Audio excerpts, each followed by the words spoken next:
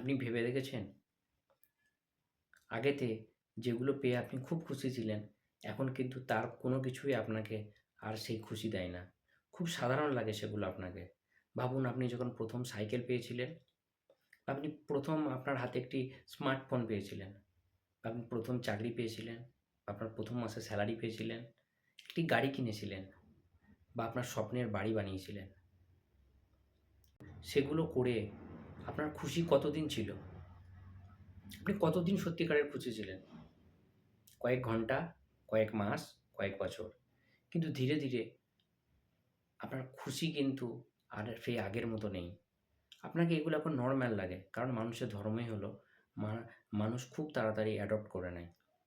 কোনো কিছু পাওয়ার আগে মানুষ যতটা চেষ্টা করে, মানুষের মধ্যে যতটা কাকুতি মিনতি থাকে, কোনো জিনিস পাওয়ার পর তার কিন্তু সেই ইম্পোর্টেন্স আর মানুষের জীবনে আর থাকে না। এটাকে বৈজ্ঞানিকরা বলে হেডনিক ট্রেডমিল। ভাবুন আপনি একটি ট্রেডমিলের উপর হাঁটছেন, দৌড়চ্ছেন, কিন্তু তাতে কিন্তু আপনার কোনো স্থান পরিবর্তন হচ্ছে না। হয়তো সেটা এক্সারসাইজ হচ্ছে, আপনার ঘাম ঝরছে, কিন্তু আপনার কোনো স্থান পরিবর্তন হচ্ছে না। মানুষের সুখও ঠিক তাই। আপনার সুখ যদি বাহ্যিক কোনো ব্যক্তি বা বস্তুর উপরে নির্ভরশীল হয়, তাহলে এটাও ঠিক ট্রেডমিলের উপরে দাঁড়িয়ে ছোটার মতোই হওয়া যায়। ভাবুন, আজকে আপনি একটি ৫ লাখের গাড়ি কিনলেন। আপনার খুবই খুশি হবেন না কেনার পর। ১ মাস পর দেখবেন আপনার কিন্তু আর তেমন কিছু মনে হবে না। মনে হবে যেন, ইস! আমার যদি এটা ১০ লাখের গাড়ি হতো খুব ভালো হতো। বা আপনার একটা ৳১,০০,০০,০০০ খরচ করে একটা বাড়ি বানিয়েছেন।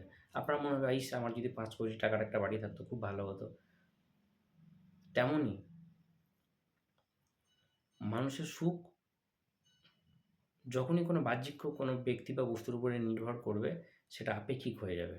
তাই আপনাকে যদি সত্যিকারের সুখ খুঁজতে হয়, তাহলে আপনাকে চেষ্টা করতে হবে নিজের মধ্যে সেই সুখটাকে খুঁজে নিতে।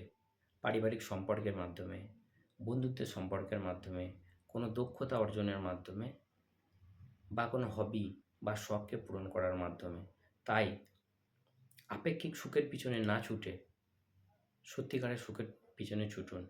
তবেই জীবনে সর্বাঙ্গীন উন্নতি সম্ভব।